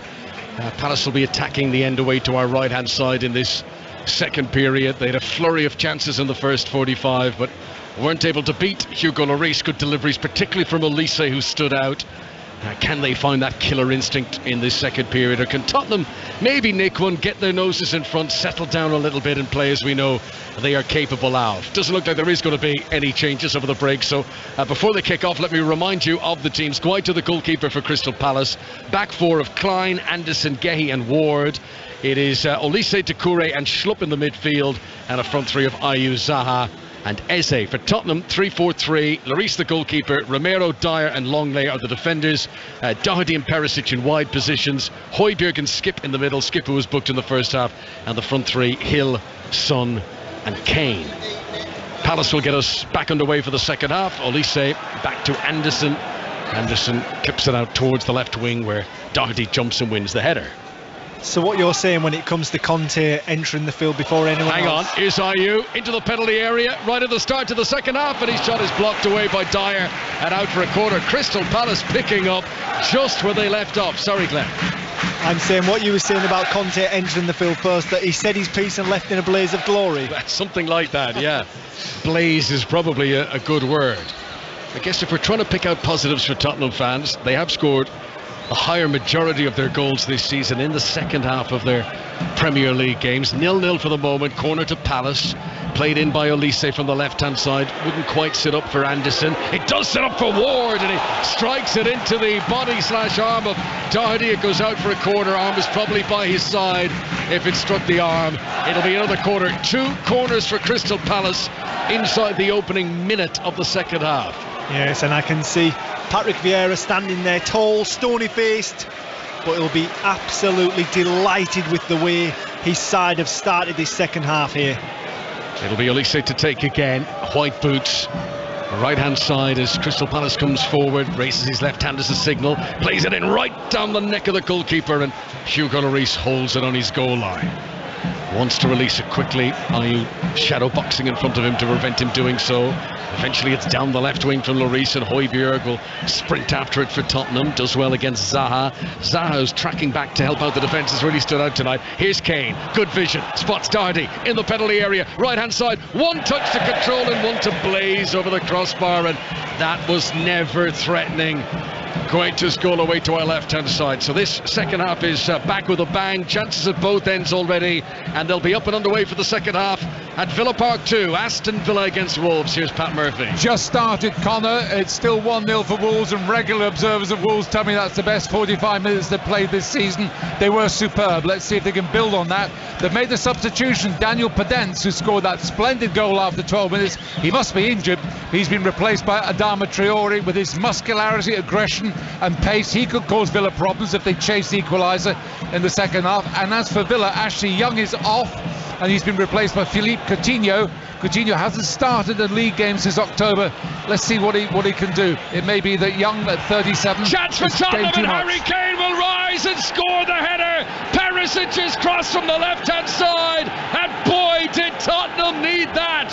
Pinpoint delivery from the Croatian. Harry Kane rising highest at the far post to head it in from close range to make it 6 goals in his last 6 games against Crystal Palace, and Antonio Conte will be mightily relieved. Tottenham start the second half with a break in the deadlock.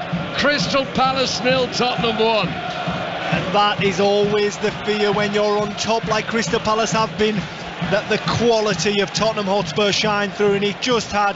Perisic finds himself inside the penalty area on the left hand side. He lifts a beautiful cross to the back stick, and who's there hanging about? Harry Kane. Guaita gets caught underneath it, loses his placement a little bit. Harry Kane nods into an almost empty net to put Spurs 1-0 up. Very undeserved. The goal comes 3 minutes into the second half. Crystal Palace 0, Tottenham 1. And interesting that there was no visible celebration from Antonio Conte down in the technical area. It seemed to be more of a grimace, didn't it? With his hands in his pockets more than anything. I told you, just Perisic, you crossed it in, and Kane, you... I mean, come on, how many times have to say it? Well, finally, they've done it. It's a simple game, Conor, isn't it? Mamma mia. This is Højbjerg, midway inside his own half. Shouts from the Palace fans that he might have handled it, and Doucouré fouls him long after the pass had been given by Højbjerg there, and that's going to be a free kick to Tottenham. Højbjerg slow to get back up to his feet. Palace fans will be very disappointed with this. They were on top, they even started the second half well, but when you've got Harry Kane in your team, there's always the chance, and Tottenham, who've scarcely deserved it, have got their noses in front. Yes, they have, and like I said, that's always the problem for Crystal Palace, that Tottenham Hotspur are absolutely loaded when it comes to strikers. Harry Kane, the best in the business, and it only takes a second. He's there where he needs to be and heads into that empty net, like I say, climbs above Mark Gay, who's had the better of that battle so far. I know you like your stats, Glenn. For the first time in 11 games in all competitions, Tottenham score first. And that is quite astounding, isn't it? It's incredible that this group of players have went in front for 10 games. It's incredible. Harry Kane delivers the goods. Once again, he is now just 3 off Jimmy Greaves' goal-scoring record for the club. Perisic's possession, left-hand side, it was his assist that created the Harry Kane goal. Not as good a cross this time, cleared away, Olise won't keep it in, and that goes out for a throw-in to Tottenham. Goals change games, we know that, and that's completely changed the mood. It has flattened things for the Crystal Palace supporters and Tottenham fans, and you can just peer through the floodlights and see them on the far side. They are now much happier about things. Harry Kane has created a sea change of mood here at Selhurst Park. Yes, he has indeed, and I think the only positive Crystal Palace to take now is that they've got nothing to lose and can throw everything they've got at Tottenham Hotspur. It's how Tottenham Hotspur manage the game.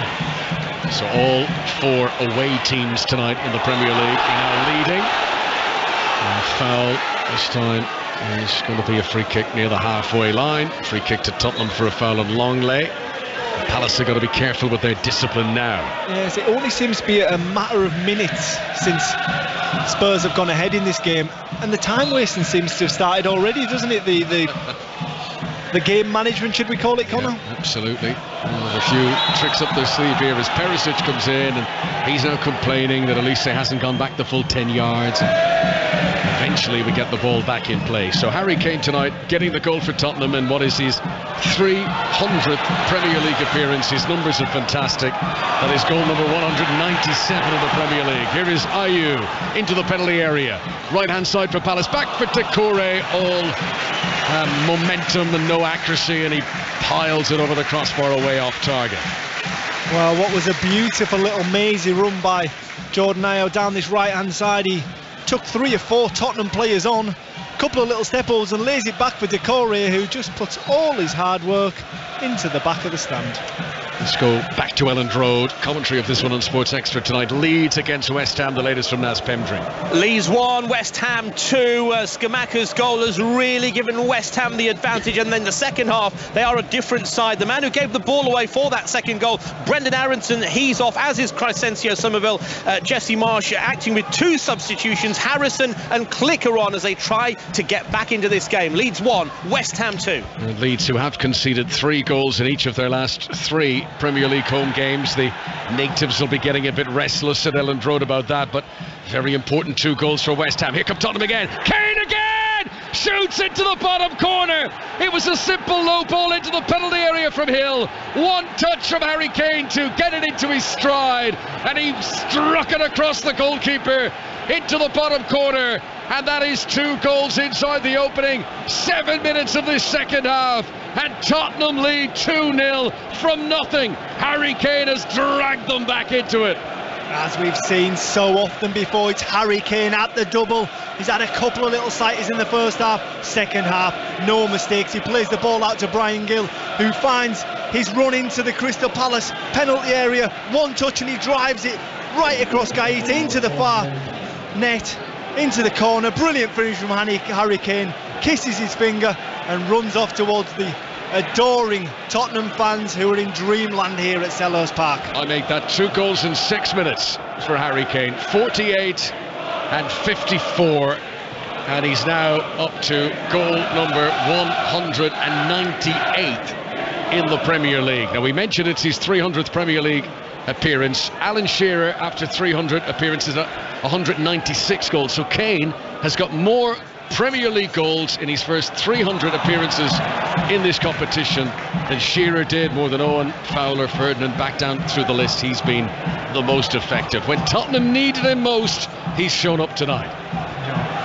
Always shows up. Top quality striker. Doesn't matter what everyone's doing around him. When he gets a sight or a goal, he hits the target. He asks questions of the goalkeeper, and more often than not, it ends with the goalkeeper bending down and picking it out of the back of his own net. So that is now 16 goals in all competitions for Harry Kane this season, 15 of them in the Premier League. Whatever Antonio Conte said at half-time, I think we used the word blast. Whatever he did, it has reverberated, and it has very much had an effect. And Tottenham have been on the front foot, forward thinking, and they've scored twice. And Crystal Palace, quite frankly, don't know what's hit them, because Tottenham were not like this at all in the first period. Do you think that Tottenham played that well in the second half, Conor? No, but I just think they've got it in the mixer. You know, they've got it into Kane in space of the penalty. They didn't do that at all in the first half.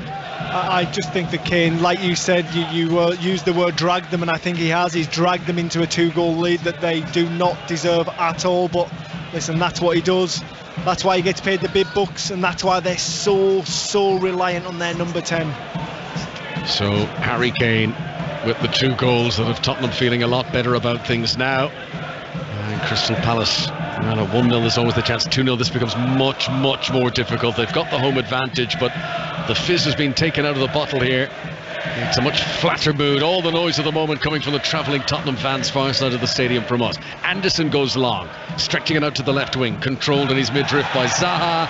Doherty bundles into him again, and that's a free kick to Crystal Palace just outside the penalty area.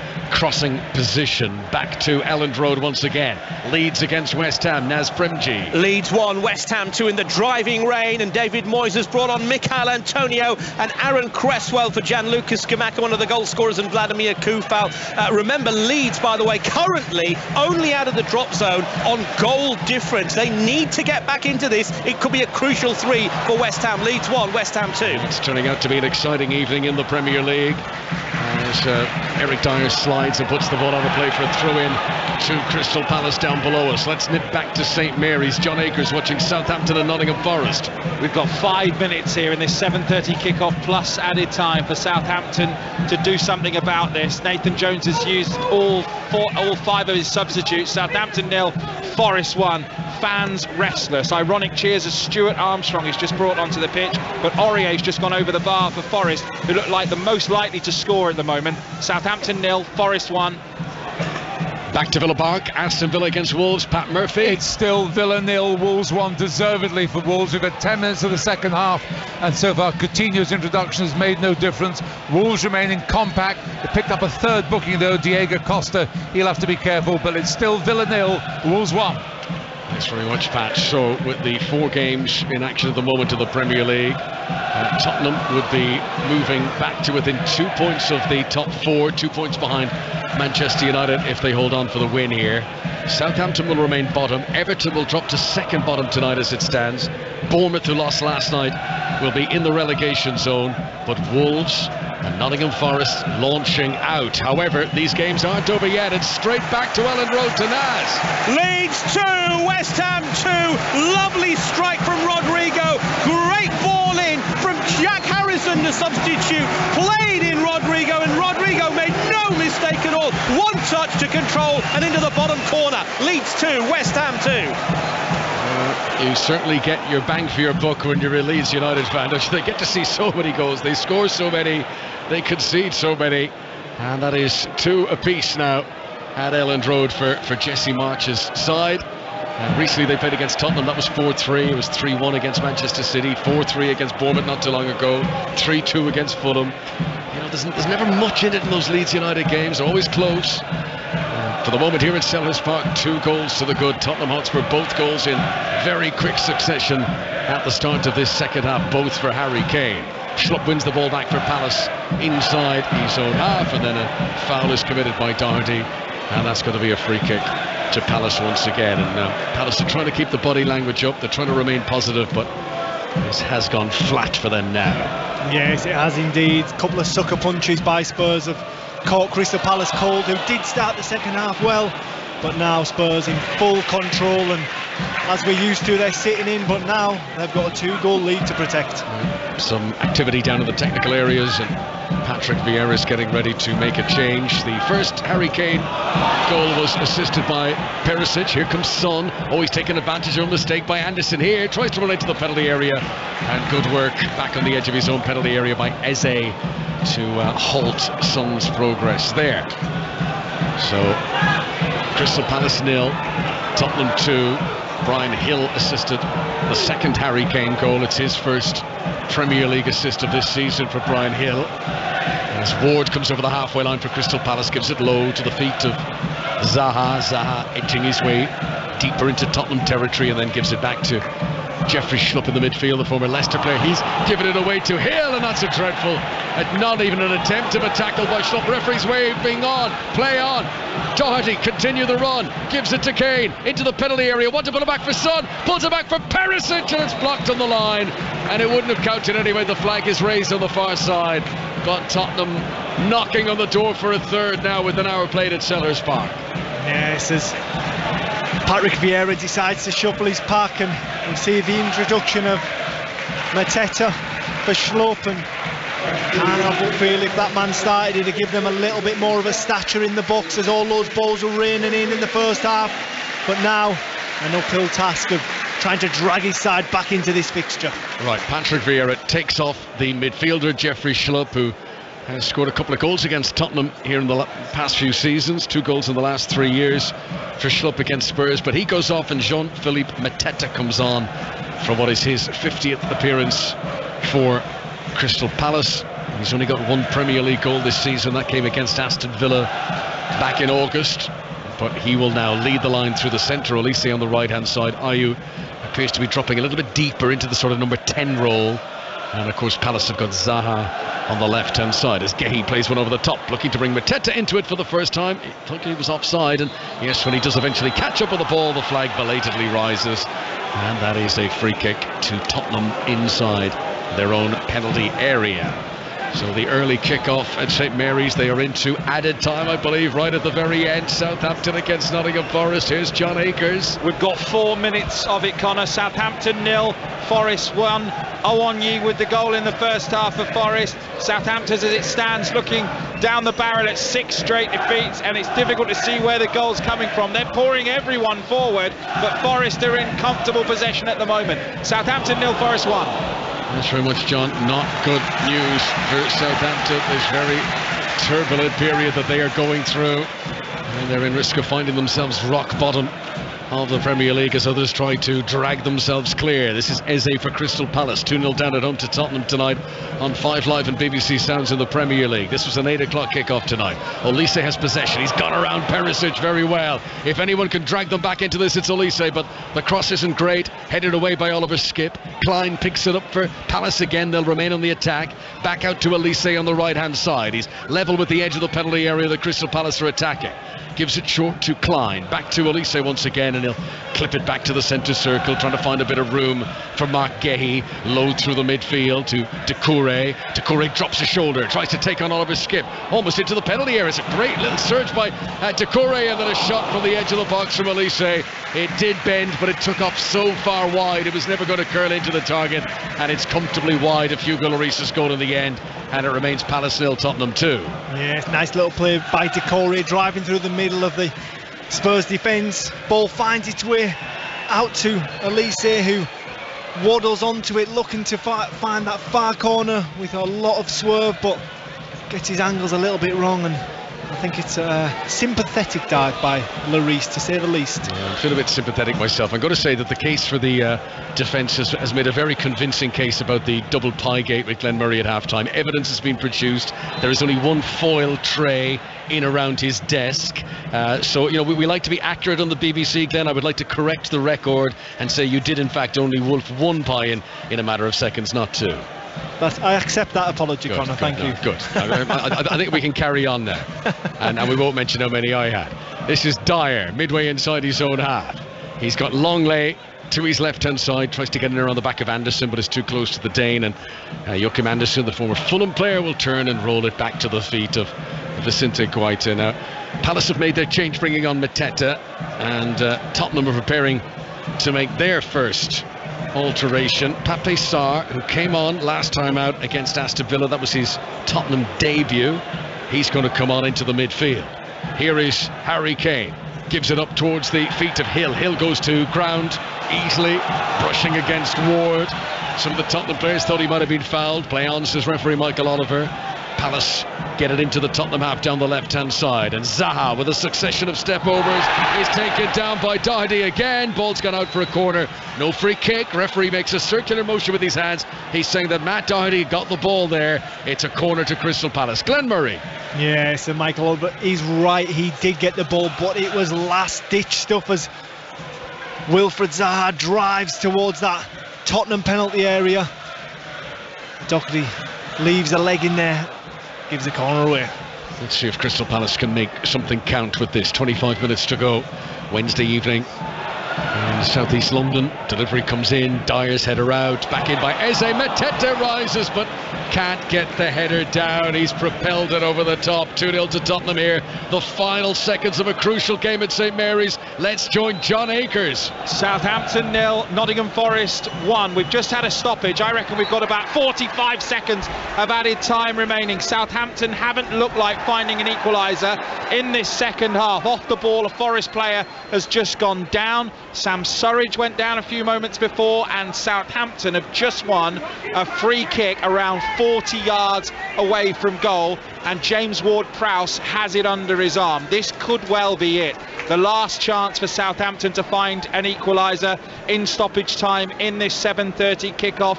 Forest lead through that Owanyi goal. It was a breakaway down the right, a lovely square ball coming in from the right-hand side from Brennan Johnson, and he was 6 yards out. He swept it right-footed into the net. They've also hit the bar through Johnson as well. Southampton have offered very little. Che Adams with their best chance in the first 5 minutes of the game. Here comes this free kick from Ward-Prowse. Lovely delivery, flicked header wide of the target. Sums up Southampton's night, and there goes the final whistle. And just have a listen to that. It is toxic here at St Mary's.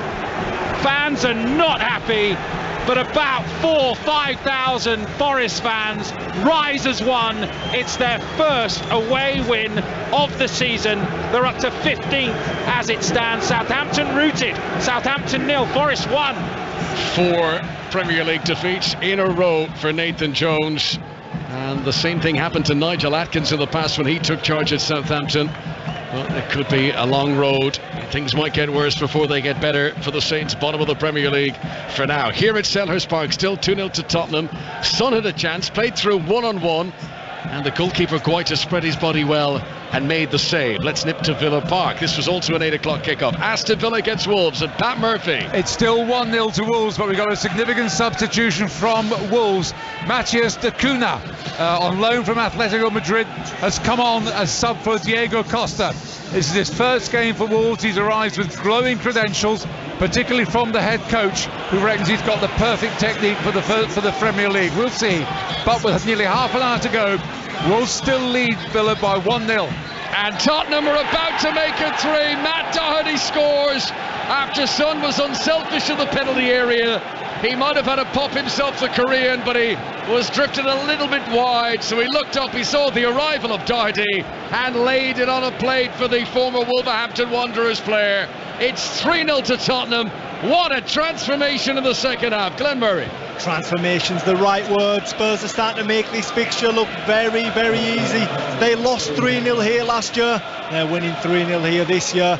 And it's Doherty. The ball, it's all about Harry Kane again. Picks the ball up, drives towards the Crystal Palace box, plays in Son. Brilliant ball. Son dribbles a little bit too far, cuts it back, falls into Doherty's path, and he opens his foot, places a left foot drive into the far corner of Gaeta. Can't get down. 3-0 Spurs, nice and easy. We were praising Crystal Palace at half-time. We did say, would they rue not taking the chances they've created? Oh, rue it they will, because 3 goals to the good now. This looks very good for Tottenham for 3 points to bring them back into the equation for the Champions League places. Elsewhere tonight, Southampton beaten at home by Nottingham Forest. Forest, who only had 1 shot on target in the game, but that's all they needed. Southampton failed to have a shot on target of their own. And let's go back to Elland Road. That 7:45 kickoff. Leeds against West Ham, and Naz Premji. The atmosphere building leads to West Ham to both sides trying to find a winner. Saeed Benrahma and Flynn Downs are on for Fornals and Paquetá for West Ham. David Moyes desperate to try and get a winner, and Jesse Marsh is directing traffic and very, very animated in his technical area. Anyone could still steal this with 9+ stoppage time to go. Leeds 2, West Ham 2. Thanks very much, Naz. So Matt Doherty's goal, his first of the season, scored against Crystal Palace for his old team Wolves in the past. It's his first Tottenham goal since April, and Patrick Vieira's been in the game long enough now to know that this has not been good enough from his team in the second half. After much promise, yes, there's been an improvement from Tottenham, but what's happened to Palace in this second half, Glenn? I think Spurs have just turned it on. They've found Harry Kane more often, who's dictated play from a deeper line role, scored a couple of goals, and now we see him play. Doherty could be in again. Ward got across to him this time just as he was about to pull the trigger. 2 blocks by Ward. He's been hurt by the second one. He's down inside the penalty area. Referee has to stop play. It's his head. And despite Tottenham being on the attack, they are frustrated, but the referee, having to obey the laws, had to hold up play there. Ward down holding his head inside the penalty area. 2 goals from Harry Kane, 1 from Doherty. Crystal Palace 0, Tottenham 3. Everything good in the second half that's happened for Tottenham has come through Harry Kane, without doubt. Everything. whether he's been creating, whether he's been scoring. He's just looked a yard sharper, and as we're so used to in recent weeks, Spurs have been much better the longer this game's gone on, and now it's done. Spurs are going to walk away from here with 3 points, and could we say back on track? They will certainly hope so. Tottenham, FA Cup of the weekend, North London derby the weekend after that, and then they get Manchester City. I think if they do well in those Arsenal City games, we'll certainly say they are back, but Tottenham fans will feel a lot better going into those contests now on the back of this performance so far. There's still 20 minutes to go, but 3-0 feels good. Here's Zaha, tried to bend it, couldn't get the spin from the edge of the penalty area, wide of Hugo Lloris's goal. Zaha comes in off that left-hand side, opens the goal up with his right foot, and he's looking to bend it, but it comes off his boot dead straight and into the hoardings. As I see Hugo Lloris just trotting with the ball in his arms and managing the game, taking his time as he passes the ball to Eric Dyer to get the play back underway. So elsewhere this evening in the Premier League, there's been 4 games in total all over on the south coast, where it's finished Southampton 0, Nottingham Forest 1. Still 2-2 between Leeds and West Ham. Closing stages there. Ball over the top. Son could be onto theirs. That's what Tottenham have been waiting for. It's a goal from Son Heung-min. He takes off the protective face mask and throws it away in celebration. Feel the relief for the Korean, who hasn't scored since September for his club. That's been coming, and now it is a Tottenham party. 2 goals for Kane, 1 for Doherty, and the one they'll celebrate the most. Finally, a goal for Son Heung-min, 4-0. Yes, finally, it's a demolition here at Selhurst Park, as I see the faithful getting up and they're leaving in their hundreds. Son throws his masks off. You can see the frustration, the relief, what it means to him. The camera celebration comes out, and the Spurs fans are delighted to see a brilliant finish. He just eases Gay underneath the ball drops, he rifles it with his left foot into the ground, skips off the turf, past Gaeta into the back of the net. Spurs 4, Crystal Palace 0. Yes, I think if you'd asked any Tottenham fan tonight, what is your wish for this game this evening, they'd have said a Son goal. Got that hat-trick against Leicester in September, but this is the only other game he has scored in the top flight, and this all on the back of last season, which was his best Premier League campaign in terms of goals. And I'm just watching a replay there, Connor, and there's an element of luck to it, because he drives it with his left foot onto Mark Gay. He studs, who takes it the opposite side of the goalkeeper and into the back of the net. Yes, it is goal, but it took a wicked deflection. Not that Son will care at all. He will be delighted to be back on the score sheet and be hoping that it's a catalyst for weeks to come. Right, so some changes. Will Hughes has come on in place of Eze for Crystal Palace. They've also brought on the striker Odsonne Edouard, who scored against Tottenham on his debut last season. You might remember he came on as a sub, but he scored after 28 seconds. It was the quickest goal ever for a Premier League debutant. So he's come on, and Tottenham are going to make a couple of changes too. Emerson Royal and Sessegnon are preparing to come on, but Edouard and Hughes already on the pitch for Palace, and the players they've taken off are Elise and Eze. Tottenham now looking for their 5th, and who'd have thought that at half-time, as their number 5 Højbjerg loses possession on the edge of the penalty area, but Edouard just runs into Pape Sarr and really hasn't switched on at all since coming on, and he's given possession away. Palace, a shadow of the free-flowing football we enjoyed watching in the first half, and Tottenham now fully in control, 4 goals in front. Yes, they are indeed, and I cannot believe how this second half has gone.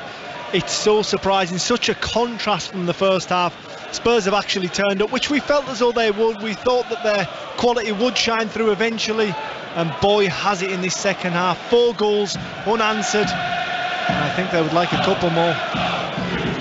It's been a tough few weeks for Tottenham fans. 2-0 down on Boxing Day when they came back from the World Cup break away at Brentford. They did get 2 goals back for a draw, but then a 2-0 defeat at home to Aston Villa on New Year's Day. Tonight they've come here after a sluggish opening 45 minutes.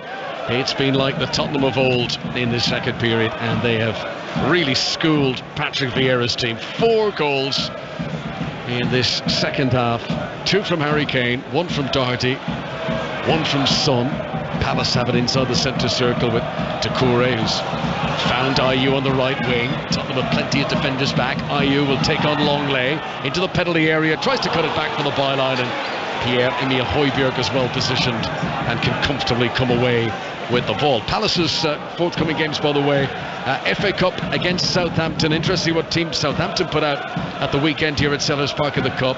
Then Chelsea away for Crystal Palace in the Premier League the following weekend, and after that it's Newcastle who come here to Selhurst Park. So tricky games to come. And then after that, Manchester United. Not easy at all for Crystal Palace. It's going to be tough. Chance at Villa Park. Aston Villa against Wolves. Pat Murphy will closest for Villa. Sorry, Connor. Closest for Villa so far. Still 1-0 to Wolves. Augustinson on as sub.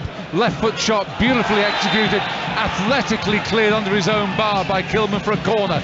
Great piece of football that from both sides. Villa 0, Wolves 1. And arguably the game of the night at Elland Road. Naz Premji. Leeds 2, West Ham 2. Leeds pressing, harrying and trying to get a third goal. Jack Harrison, since he's come on, has been absolutely instrumental. Nearly played in Rodrigo again. Rodrigo's shot over the bar. And Liam Cooper from a corner, 5 yards out. He fired over, should have scored. Glenn Murray didn't miss those. Leeds 2, West Ham 2. No chance at all. 4-0 to Tottenham here, 4 goals away from home for Antonio Conte, all in the second half, and he's making the changes now. Emerson comes on in place of one of the goal scorers, in place of Doherty on the right hand side, and Ryan Sessegnon is on as well. Just going to confirm who Sessegnon has come on to replace, if he hasn't. No, he has come on instead of Sessegnon came on instead of Brian Hill.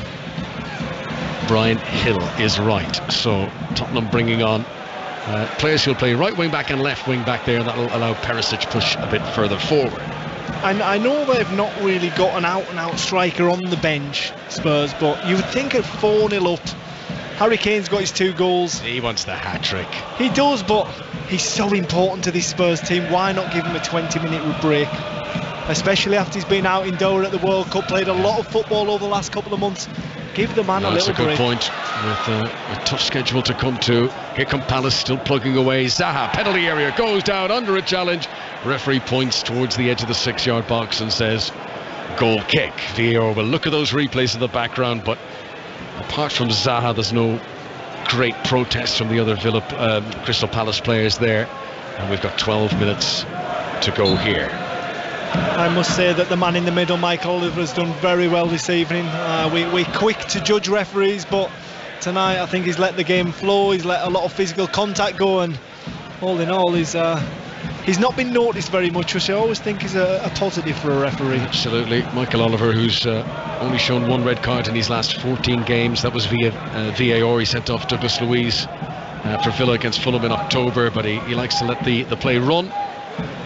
Will Hughes, the Crystal Palace substitute, on in the midfield. Difficult in these circumstances to come onto that midfield and try and shore things up when Tottenham have been so rampant in the second period. Antonio Conte is a lot more animated now. At 4-0 up, we're seeing more of him. At 0-0 he was muted. Even the first goal went in, he grimaced almost rather than celebrated, but now he's up there and he's pointing fingers and he's drilling on the instructions. He seems a lot more interested, and why wouldn't he be? Ayew just outside the penalty area, shot on target, saved by Lloris. That's Palace's best shot of the second half. Back to Villa Park to Pat Murphy. Equaliser, Aston Villa, and it's come from the substitute Danny Ings. A punt downfield by Tyrone Mings. For once the marking from Wolves was not good enough.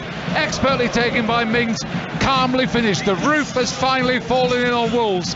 Villa 1, Wolves 1. Let's go straight to Elland Road to Naz Premji. Leeds 2, West Ham 2, added on time. A free kick floated into the area. Luke Ayling couldn't get the ball in, and I think he's given a foul throw, David Coote, on that one.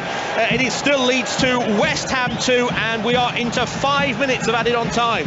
So you'll see all the goals this evening on Match of the Day, 10:40 on BBC One, including last night's games as well. But Aston Villa back on level terms at Villa Park. Danny Ings scoring on what is his 50th Aston Villa appearance. Longley brings the ball out of defence for Tottenham, and how things have changed for Spurs. Just as they were looking to become a bit of a crisis club, slipping away from the top 4, this second half performance has papered over a lot of cracks here. and Tottenham will hope that it's something to build on now as Zaha comes on the prowl once again for Crystal Palace into the penalty area. Nice feed, back to Hudson-Edouard, back to Zaha, shot on target, saved by Hugo Lloris. There's been some lovely touches for Crystal Palace, and you know they're losing 4-0 here, but still very easy on the eye when they come forward. I must say that this evening Hugo Lloris has had an absolutely brilliant game in Spurs goal. He made a fantastic save at 0-0 first half. He got down low to his right hand side, kept Ayew out. I mean, and those are the moments where it changes games, and just there we see a save 2 minutes ago from Ayew, just tips it around the post, and then again from Zaha. Brilliant from the Frenchman in the Spurs goal. Absolutely exquisite goalkeeping. So Tottenham on their way back to within 2 points of the top four. They'll be in fifth behind Manchester United, 35 points. Tottenham will be 33 after this. Crystal Palace, this defeat will leave them where they began the evening, in 11th place. Aston Villa, that draw, getting back on level terms at home to Wolves, would have them 1 point behind Palace as things stand. That could change, but the big movers this evening have been Nottingham Forest and Wolves, who've fought their way out of the relegation zone. Forest up to 15th as it stands, and Wolves behind them in 16th. The losers this evening have been West Ham and Everton, two well-established Premier League clubs who've dropped into the bottom three tonight. Again, this is all as it stands, with still play to continue. The best part of 10 minutes to go in the 8 o'clock games. Out comes Hugo Lloris, sprung off his goal line to gather the ball, and it remains Crystal Palace 0, Tottenham 4 here. Back to Naz Premji once again, watching Leeds and West Ham at Elland Road. Leeds 2, West Ham 2. Antonio inches away from making it 3-2. Flynn Down's left hand side, delivered the ball into the box, sliding in Antonio. He just couldn't connect, the goal was gaping. Leeds 2, West Ham 2. Thanks very much. So 5 Live and BBC Sounds, busy night of Premier League football. It continues tomorrow, big game at Stamford Bridge. Chelsea, who needs something up against a Manchester City team who've been dropping points lately too. And with Arsenal held to a draw, City will be hoping they can do a bit of catching up tomorrow. You'll hear it in full, 8 o'clock, Chelsea against Manchester City, here on 5 Live, as Emerson, involved in the attack for the first time since coming on as a Tottenham substitute, tries to get to the byline right-hand side. He's held up by Joel Ward. Emerson has done well to hold on to possession, to retreat back and give it to Christian Romero. At the moment, Crystal Palace cannot get a kick. Sessegnon has it now on the left-hand side for Spurs. Low ball in towards the edge of the penalty area. Cleverly left by Perisic. Kane on a hat-trick, turns, tries to get a shot in, unable to do so, and it bounces into the arms of Guaita. I think that Anderson just makes a recovering tackle as Kane swivels on that shot, on that ball, and he's just about to unleash a shot on target. No doubt would have ended up in the back of the net. Make it 5-0, but luckily for Crystal Palace, Anderson just to the rescue. It's on a knife edge at Elland Road. It's almost over. Naz Premji. Leeds 2, West Ham 2. Leeds have a corner into added on time. The final few seconds, Rodrigo just headed and Fabianski put it behind. It's going to be cleared, and there goes the final whistle. It is a point apiece. How crucial will that point be for these two sides come the end of the season? We will find out. West Ham currently outside the drop zone on goal difference. Leeds 2, West Ham 2. Goals for Nonto and Rodrigo for Leeds. A first for Paquetá and for Gianluca Scamacca for West Ham in the second half. It's been a great game, Connor. It finishes Leeds 2, West Ham 2. It's been moving day at the bottom of the table. They kicked off a bit later at Villa Park, so still a way to go. Aston Villa Wolves, Pat Murphy. It is still Villa 1, Wolves 1, and just now they nearly had a breakaway goal at Nouri for Wolves, but foiled by Matty Cash. They sat back too much in the last quarter of an hour, Wolves. Fine pass from Mings. Expert finish from Ings made it Villa 1, Wolves 1. There's 7 minutes plus added time to go. Thanks, Pat. Wolves will be one of our featured teams for FA Cup third round. Coventry's of the weekend. On Saturday, they go to Anfield. It is the 8 o'clock kickoff, Liverpool against Wolves. You can hear that game here on 5 Live. Here comes Hudson-Edouard for Crystal Palace into the penalty area. Hughes couldn't dig it out amid a flurry of legs just in front of him. He's trying to nudge it into space, but it was too congested. Shot from a million miles out from Doucouré just sums up the frustration that Crystal Palace are feeling now. It's well wide. Palace look a beaten team. 5 minutes plus the stoppages to go here, and Tottenham about to make a double change. Glenn Murray. Yes, and we see Ivan Perisic coming off for a little rest, and I think it's Ben Davies coming on for the Croatian international. And like you say, their long-range shot from Crystal Palace shows the frustration, and I think they're just pretty much flabbergasted, aren't they? After their first half performance, they started the second half well, but this second half they have been absolutely blown away by Spurs, and especially that man, that number 10 at the top of the field, Harry Kane. Yeah, we've seen the best and the worst of Tottenham in this match, and there's no doubt which one of those their supporters will hope to see more of from here to the rest of the campaign. This is a season that Tottenham started really well. They started in style. 10 games in, they had their most points to that stage of any campaign in the Premier League era, but since then, before tonight, 7 points in the last 7 games has not been good enough, and Tottenham fans, I think, will hope that come the end of the season they will look back on tonight at that half-time as being a turning point, because they were not good in the first period, but they scored 2 goals in very quick successions out of the changing room at the start of the second half, and they haven't looked back, and it's now 4-0. Yes, it is, and this could be a catalyst for the rest of the season for Spurs. We've mentioned the fixtures that they've got coming up. They're really tough fixtures. Starts with Portsmouth in the FA Cup, a should-win game. Then they come thick and fast. Arsenal, City, and in-form Fulham. You read Fulham out in among that list, and you would think it'd be an easy win, but they're very much in form. And then another visit from City, so it's a difficult 4 games in the Premier League coming up for Spurs, and they will just hope that they can go from strength to strength after this emphatic victory and very good second half display. Harvey White has come on for his Premier League debut. Turned 21 in September.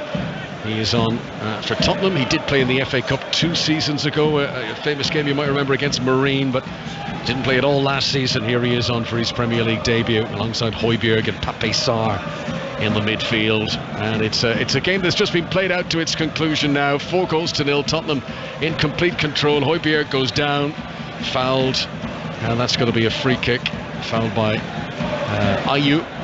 Free kick, it's on Mateta actually, and free kick is going to be for Tottenham midway inside the Crystal Palace half. Tottenham fans enjoy themselves. The noise you can hear in the background is coming for them right now.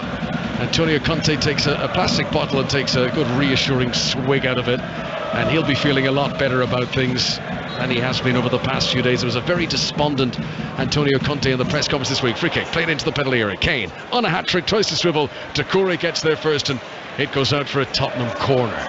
Yes, I'm sure the Tottenham manager's much happier as he stands there looking quite dejected actually, with his arms crossed. You wouldn't think that his team were 4-0 up and cruising to a 3-pointer, a much needed 3 points in the Premier League. I think it'd be very interesting to hear his comments after the game tonight. Yeah, I agree. Corner to Tottenham, rapidly emptying Selhurst Park. Crystal Palace fans have seen enough, and it comes off the first defender at the front post and goes out once again. But it's an evening which the headlines will be about Harry Kane.